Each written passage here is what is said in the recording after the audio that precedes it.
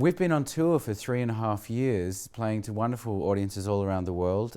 It's been a life-changing experience making this body of work, and yeah, it's really been a full-time occupation. And then 18 months ago, we got together in a studio context, and we started making the sophomore excursion, which we have now as Ice on the Dune. When you're performing night after night, it does weigh you down. I do a lot of writing and short stories and things like that, but you know, getting into the studio in the middle of it all, it's hard to deal with it sometimes, you know. And the scheduling, if you look at our schedule, sometimes we'll be in Brazil one day, 2 days later we'll be in Sydney, and then we'll be in Korea, and then yeah, it's quite muddled, and it's kind of the nature of touring. You know, and you really, certainly you do feel the tyranny of distance from your loved ones and your family, and I guess that sense of home. So you end up making a home in every place you're at in a small way, in any way you can find some kind of mindfulness. It's supremely important, I think.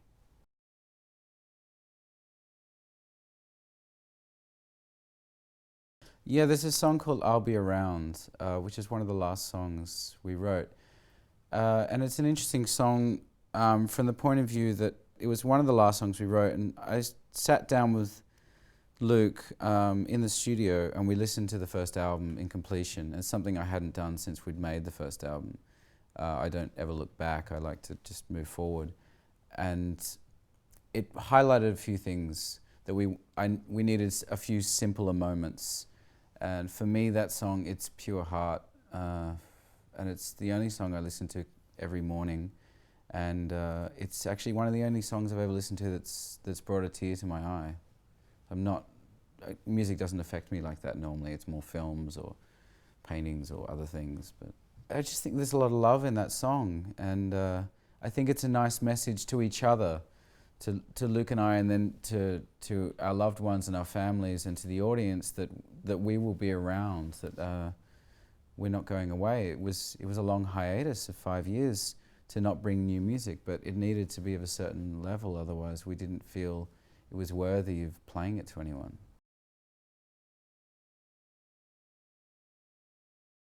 I write a lot of lyrics when I'm traveling and things like that, but for the most part, when you write, you know, a lyric, it doesn't always necessarily just come straight into a song format. Most of the time when we work, it's inconsistent in the sense that we always attack a song from a different angle.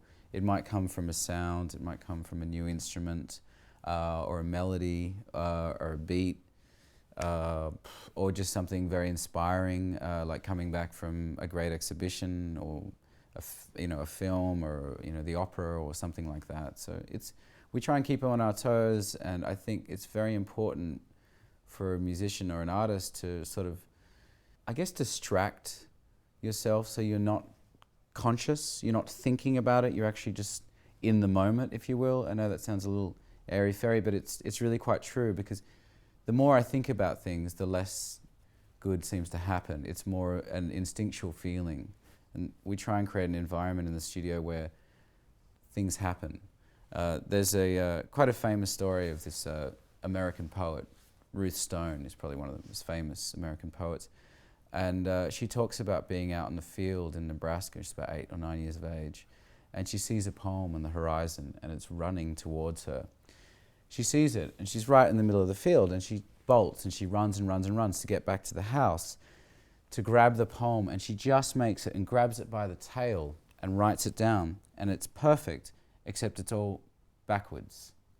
And then she has to write it backwards. And she said that if she hadn't grabbed that poem that day, it would have gone on in the field and found some other poet, some other vessel to come through. And I feel the same way when we make music. Some people attribute these things to a higher power or something like that.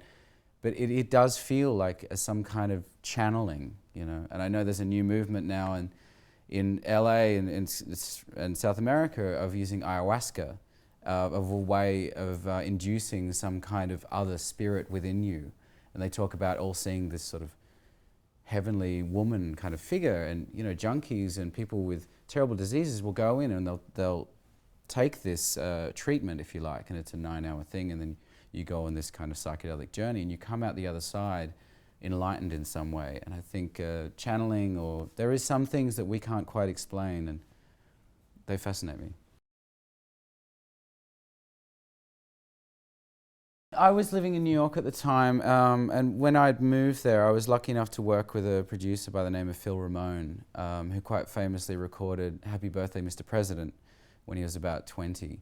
And he's done countless records ever since. And under his tutelage, I learnt and I met a lot of great musicians, really the top players in New York City.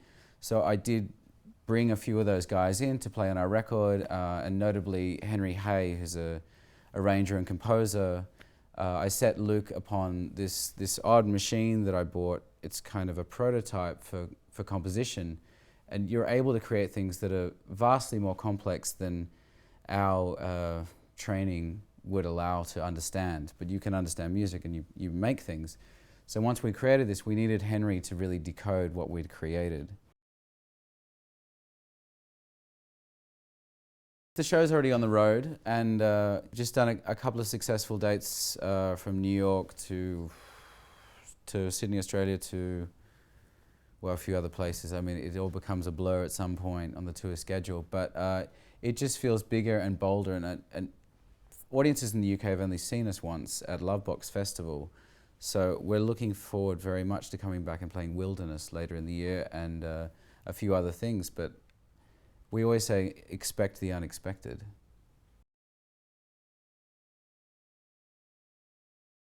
I would have loved to have toured with the Beatles and the Stones.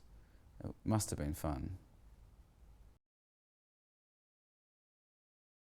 Yeah, there's a singer-songwriter from Derry in Ireland called Soak, and she has a song called Sea Creatures, and it's absolutely beautiful. I think she's only 15 years of age, and it's such a mature work.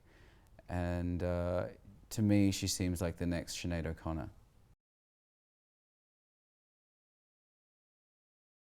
I do play PlayStation. I'm looking forward to the PS4 coming out. I love this game called Little Big Planet on the PS3. And it's great because it's more of a creative game.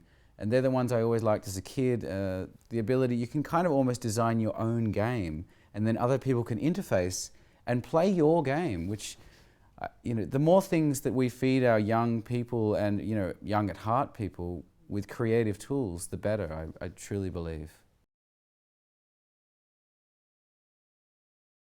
I drowned when I was 5 years of age. For 5 minutes I was under the water, and my mother didn't know where I was, and then she looked down and she saw me.